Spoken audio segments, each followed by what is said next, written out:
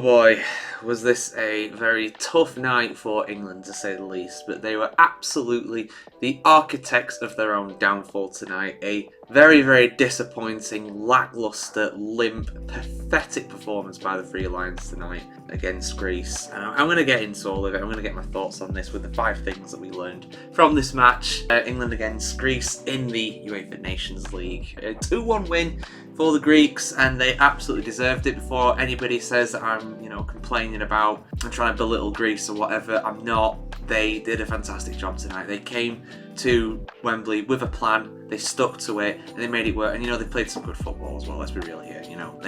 It's not like the Greece of old when they won Euro 2004, when they just sat back and defended and hoped for the best. They played some good stuff. They absolutely played to the strengths, and it worked, and they carved England over again, and carved us apart basically again and again and again. But yeah, let's get into the 5 things that we learned. So I had a bad feeling about this straight away, to be honest with you, because when I saw the lineup come up, I looked at it and thought there are a lot of players there that are out of position, out of their best position. Carsley, according to all the formation and things, Carsley basically played a 4-2-2-2. Normally we would play 4-2-3-1, maybe 4-3-3, but this time we had a focal point of Cole Palmer and Phil Foden. Foden doing absolutely nothing for Manchester City this season, pretty much. He scored against Slovan Bratislava. Big whoop. Well done, mate. Palmer, of course, having an incredible season for Chelsea, but he's not an out-and-out striker. He's better when he's playing either behind the striker or maybe on the left.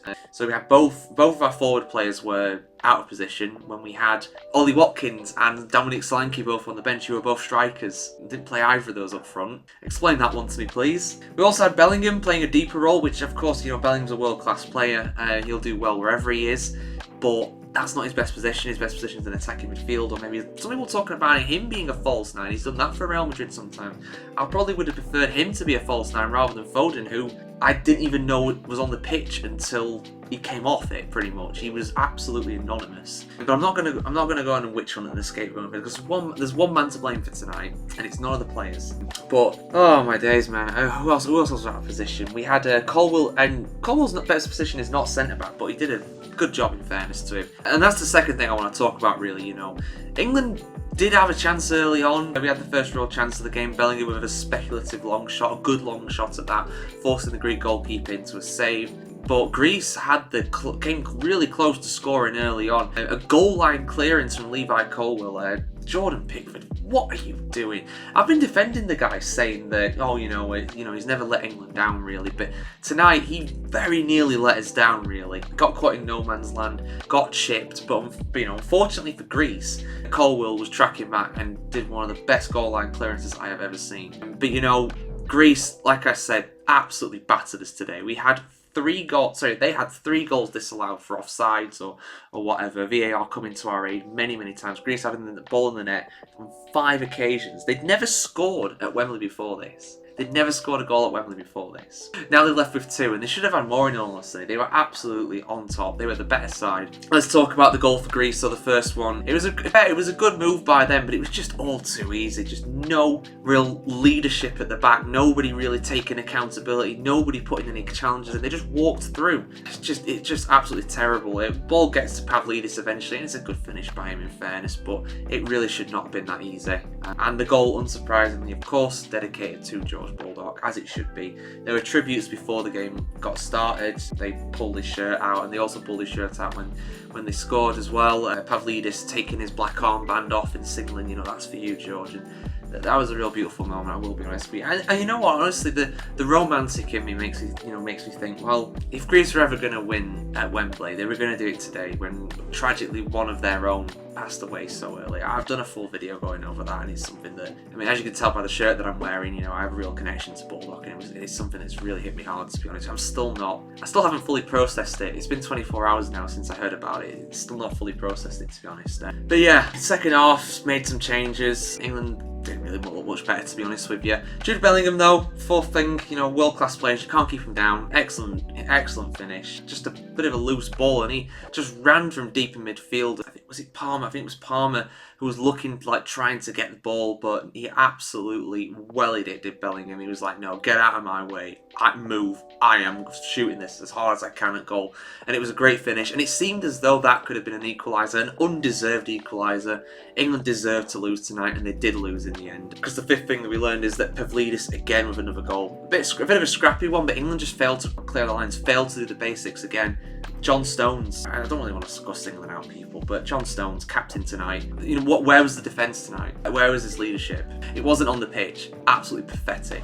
Absolutely pathetic. And maybe I'm being too harsh on them, but a kind of a final and dishonourable thing that we learned, really, is that Lee Carsley should not get this job on a full-time basis. He, you know, we managed to beat Finland and Ireland, and we looked kind of shaky at times against Finland. We were absolutely destroyed Ireland, to be honest with you, but you know, we played against two teams that relatively are so far behind us, two teams that are never going to make it to an international tournament. Greece might well make it to the World Cup in 26, going off of their results tonight, going off their performance tonight.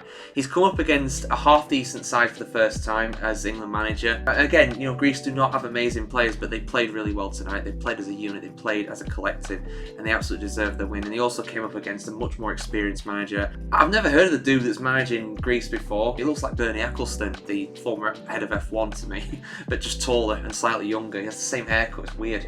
But, you know, he absolutely, whatever his name is, Jovicic or something like that, I can't remember his full name, but, you know, again, just coming up against an experienced manager with a game plan, and England were absolutely unstuck. A 2-1 loss absolutely flattered us tonight. We were so poor. Greece should have won by more. They were so close to winning by more as well. Some of those offside calls were incredibly marginal. I think the third disallowed goal, literally 6 inches offside, 3 inches maybe. It was like a toe. It was really, really tight. So yeah, we're going to have to play much better against Finland in Helsinki, because again, they caused us problems. They were just really poor at finishing. The Finns were poor at finishing. Who would have guessed? We played against them last, and they should have punished us really for better side. If Greece, you know, if it was Greece or someone a bit better, then they would have punished us and we would have really struggled against them. But yeah, it's looking like Greece are the hot favourites, 3 wins out of 3 to win the Group A.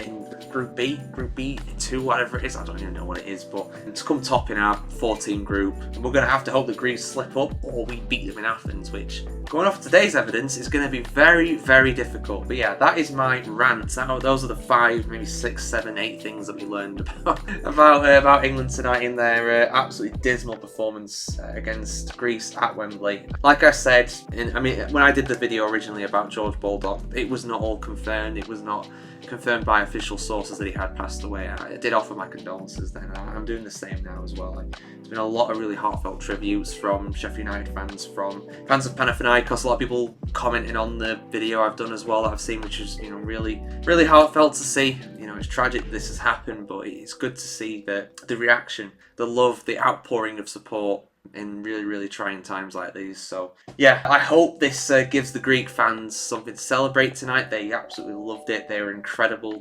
The atmosphere they were producing was brilliant. England was the dampest and wettest and coldest of damp squibs tonight. Really, really poor. And England, the FA tomorrow, whenever they meet next, they need to start looking for a new manager, because someone else needs to take over in the new year. Because if it's Carsley, we've got absolutely no hope of doing anything. Simple as that. Tonight's proved it for me. You can't perform like that and expect to keep your job long term. He's given it a go. Fair play to him.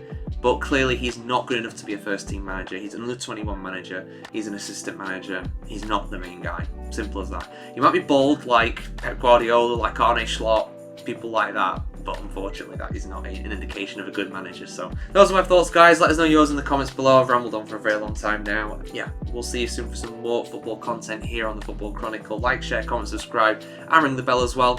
And we'll see you very soon, guys. Have a good one.